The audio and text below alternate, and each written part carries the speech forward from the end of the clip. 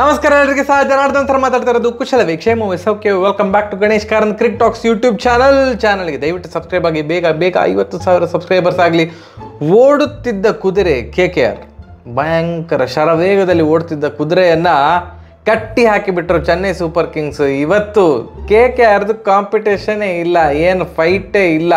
ಶರಣಾಗತಿ from the ball one, first ಬಾಲಿಂದವೇ ಇವತ್ತು ಯಾಕೋ ನೆಗೆಟಿವ್ ಎನರ್ಜಿಯೇ ಹೊಡಿತಾ ಇತ್ತು ಅಂತ ಕಾಣ್ತದೆ. ಮತ್ತು ಪಿಚ್ ಸಹ ಭಾರಿ ಸ್ಲೋ ಇತ್ತು. ನಮ್ಗೆ KKR ಅಂದ ಕೂಡಲೇ ನಮ್ಮ ಫಸ್ಟಿಗೆ ಪಿಚ್ ತಲೆಗೆ ಬರೋದಿಲ್ಲ. KKR ಫಸ್ಟ್ ಬ್ಯಾಟಿಂಗ್ ಒಂದು 250 ಹೊಡಿತಾರೆ ಇವತ್ತು ಅಂತ ಹೀಗೆ, ಅಥವಾ 200 ರನ್ ಅಂತ ಹೊಡಿತಾರೆ.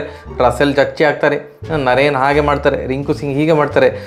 ನಾವೇ ನೆಗೆಟಿವ್ ಆಗಿರ್ತೇವೆ ಅವರ ಹೆಸರು ಕೇಳಿದ ಕೂಡಲೇ. ಈಗ RCBದು ವಿರುದ್ಧ ಉಂಟಲ್ಲ KKRದ ಮ್ಯಾಚ್, ನಾವು ಆಲ್ರೆಡಿ ಒಂದು ನೆಗೆಟಿವ್ ಇದರಲ್ಲಿದ್ದೇವೆ, ಪಾಸಿಟಿವ್ ಸೈಡ್ ನೋಡೋದೇ ಇಲ್ಲ. ಇವ್ರು 3 ಜನ ಬೇಗ ಔಟ್ ಆದರೆ RCB ವಿನ್ ಆದರೆ ಅಂತ ಹೀಗೆ ಥಿಂಕ್ ಮಾಡೋದಿಲ್ಲ. KKR 277 ಸಹ ಹೊಡೆದಾಕ್ತಾರೆ ಅಂತ ಕಾಣ್ತದೆ. ಈ ಥರ ನೆಗೆಟಿವ್ ಮೈಂಡ್ ಸೆಟ್ ನಮ್ದಿರ್ತದೆ ಮಾರ್ರೆ, ಕಾಮನ್ ಆಡಿಯನ್ಸ್ ಇದು. CSK ನೋಡಿ ಹೇಗೆ ಹೊಡೆದಾಕಿತ್ತು ಇವತ್ತು ಅವರನ್ನು. 137 ರನ್ ಮಾತ್ರ ಹೊಡೆದದ್ದು KKR, 6 ರೇಂಜ್ಗೆ ಕಟ್ ಹಾಕಿದ್ರು.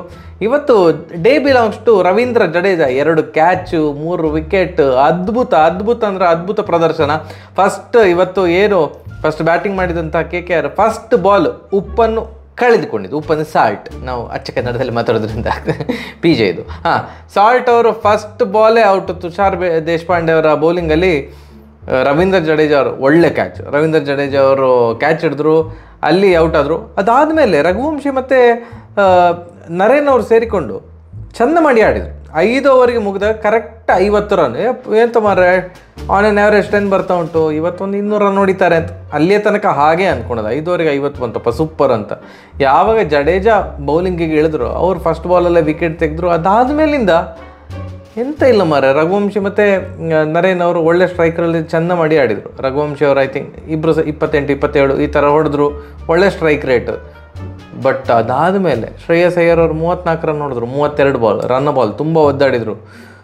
ಹೊಡೆಬಡಿಯ ಖ್ಯಾತಿಯ ರಿಂಕು ಸಿಂಗ್ ಅವರು 14 ಬಾಲಿಗೆ 10 ರನ್, ತುಂಬ ಒದ್ದಾಡಿದರು. ಅಷ್ಟು ಸ್ಲೋ ಇತ್ತು ಪಿಚ್, ಟರ್ನ್ ಆಗ್ತಾ ಇತ್ತು. ಟರ್ನ್ ಮತ್ತು ಅದರ ಜೊತೆ ಒಂಥರ ಬೌನ್ಸ್ ಇತ್ತು, ಟರ್ನ್ ಆ್ಯಂಡ್ ಬೌನ್ಸ್ ಅಂತ ಹೇಳ್ತಾರಲ್ಲ ಆ ಥರ. ಸ್ಪಿನ್ನರ್ಸ್ಗೆ ಸ್ವಲ್ಪ ಬೌನ್ಸ್ ಸಿಗ್ತಿತ್ತು ಕೆಲವೊಂದು ಬಾಲ್. ಈಗ ಬೌನ್ಸ್ ಸಹ ಸಿಗ್ತಾಯಿತ್ತು, ಎಲ್ಲ ಬಾಲ್ ಅಂತ ಹೇಳೋದಿಲ್ಲ. ತೀಕ್ಷ್ಣ ಅವರಿಗೆ ಸ್ವಲ್ಪ ಬೌನ್ಸ್ ಸಿಗ್ತಾಯಿತ್ತು.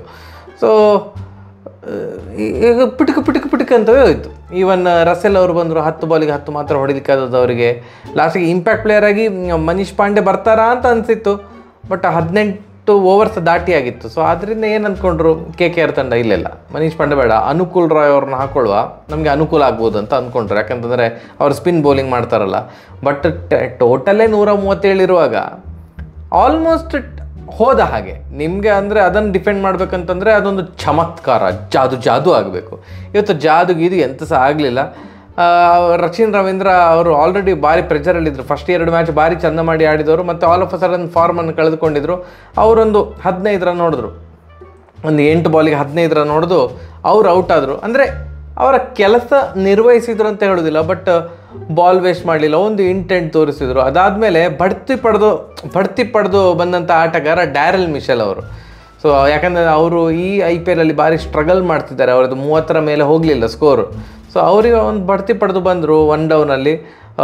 ಮತ್ತು ಎಲ್ಲರಿಗಿಂತ ಭಾರಿ ಪ್ರೆಷರ್ ಇದ್ದದ್ದು ಅವರ ಕ್ಯಾಪ್ಟನ್ ಗಾಯಕ್ವಾಡ್ ಅವರಿಗೆ. ಫಾರ್ಮೇ ಇಲ್ಲ, 4 ಮ್ಯಾಚ್ ಏನು ಫಾರ್ಮೆಲ್ಲೇ ಇರಲಿಲ್ಲ. ಅವರು ಇವತ್ತೊಂದು 67 ರನ್ ನಾಟ್ಔಟ್ ಹೊಡೆದ್ರು. ಅಜಯ್ 67 ರನ್ ಹೊಡೆದದ್ದು ಈ ಪಿಚ್ಚಲ್ಲಿ. ಅದು ಅವರಿಗೆ ಭಯಂಕರ ಕಾನ್ಫಿಡೆನ್ಸ್ ತಂದು ಕೊಡ್ತಪ್ಪ. ಎನಿ ಟೈಮ್ ಅಲ್ವಾ ಮಾರೆ. ಈಗ 4 ಮ್ಯಾಚ್ ಆಡಲಿಲ್ಲ, 5ನೇ ಮ್ಯಾಚ್ ಸಹ ಹಾಗೆ ಔಟ್ ಆದರೆ ಕ್ಯಾಪ್ಟನ್ ಅಂತ ಮಾರೆ, ಕ್ಯಾಪ್ಟನ್ನೇ ಆಡ್ತಾ ಇಲ್ಲ, ಎಂಥ ಕರ್ಮದ ಕ್ಯಾಪ್ಟನ್ ಅಂತ ಎಲ್ಲರೂ ಸಹ ಬೈತಾರೆ. ಸೊ ಆದ್ದರಿಂದ ಈಗ ಒಂದು 67 ರನ್ ಹೊಡೆದ್ರಿಂದ ನಮ್ಮ ಕ್ಯಾಪ್ಟನ್ ಫಾರ್ಮಿಗೆ ಬಂದಂತ ಚೆನ್ನೈ ಅಭಿಮಾನಿಗಳು ಸಹ ಖುಷಿ ಆಗ್ತಾರೆ. ಡ್ಯಾರೆಲ್ ಮಿಶೆಲ್ ಅವರು ಬಡ್ತಿ ಪಡೆದು ಬಂದರು. ಬಟ್ 20ರಿಂದ 30 ಸ್ಕೋರಲ್ಲಿ ಅವರು ಔಟ್ ಆಗ್ತಿದ್ದಾರೆ. 25 ರನ್ನಿಗೆ ಔಟ್ ಆದರು. ಅನಗತ್ಯವಾಗಿ ಮುಂದೆ ಒಂದು 6 ಹೊಡೆದಕ್ಕೆ ಹೋದರು. ನರೇನ್ ಅವರಿಗೆ ಅಗತ್ಯ ಇರಲಿಲ್ಲ. ಅದಾದಮೇಲೆ ದೂಬೆ ಬಂದಮೇಲೆ 6 ಬರಲೇಬೇಕಲ್ಲ, 4ಕ್ಕಿಂತ ಜಾಸ್ತಿ 6 ಬರಲೇಬೇಕು. 1 4 3 6 ಹೊಡೆದ್ರು. ಅವರು 28 ರನ್ ಹೊಡೆದ್ರು. 28 ರನ್ ಹೊಡೆದ್ರು, ಹೌದು. ಅದಾದಮೇಲೆ ಮ್ಯಾಚ್ ಆಲ್ಮೋಸ್ಟ್ ಮುಗ್ದಿತ್ತು, 3 ರನ್ ಬೇಕು CSKಗೆ ವಿನ್ ಆಗಲಿಕ್ಕೆ ಅಂತ ಇರುವಾಗ ಅಭಿಮಾನಿಗಳಿಗೋಸ್ಕರ ಧೋನಿ ಬಂದದ್ದು.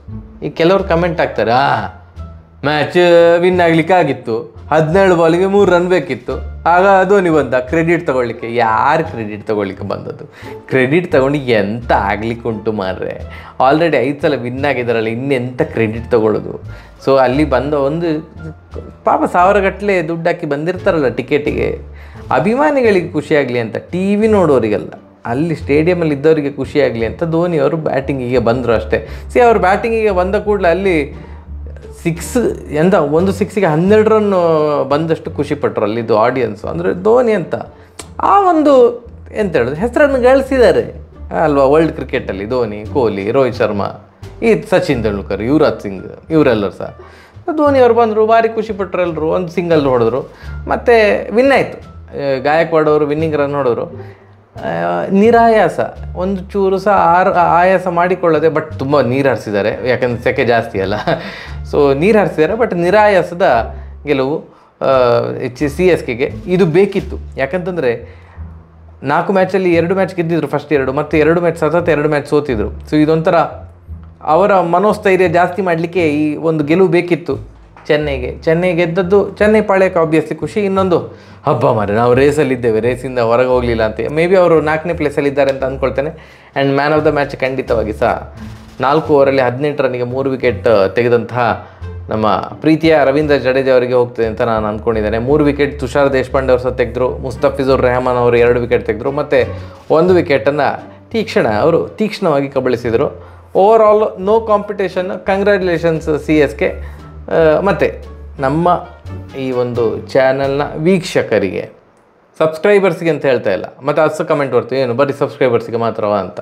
ಸೊ ವೀಕ್ಷಕರಿಗೆ, ಈ ವಿಡಿಯೋ ನೋಡ್ತಾ ಇರೋ ಎಲ್ರಿಗೂ ಕೂಡ ಯುಗಾದಿ ಹಬ್ಬದ ಹಾರ್ದಿಕ ಶುಭಾಶಯಗಳು. ಈ ಒಂದು ಹೊಸ ವರ್ಷ ನಿಮಗೆ ಎಲ್ಲ ಒಳಿತನ್ನೇ ತರಲಿ, ಕೆಡುಕು ಆಗುವುದೇ ಬೇಡ. ಸಿಹಿ ಕಹಿ ಅಂತೆಲ್ಲ ಹೇಳ್ತಾರಲ್ಲ, ಯಾರಿಗೆ ಸಹ ಅವರ ಜೀವನದಲ್ಲಿ ಕಹಿ ಬರುವುದೇ ಬೇಡ, ಕಹಿ ಘಟನೆಗಳಾಗುವುದೇ ಬೇಡ. ಸಿಹಿ ಘಟನೆಗಳೇ ಆಗಲಿ, ಎಲ್ರಿಗೂ ಒಳ್ಳೆಯದಾಗಲಿ, ಕೆಟ್ಟವರಿಗೂ ಒಳ್ಳೆಯದಾಗಲಿ, ಕೆಟ್ಟವರು ಸಹ ಒಳ್ಳೆಯವರಾಗಲಿ ಅಷ್ಟೇ. ಸರಿಯಾಗಿರೋರು ನಮಸ್ಕಾರ.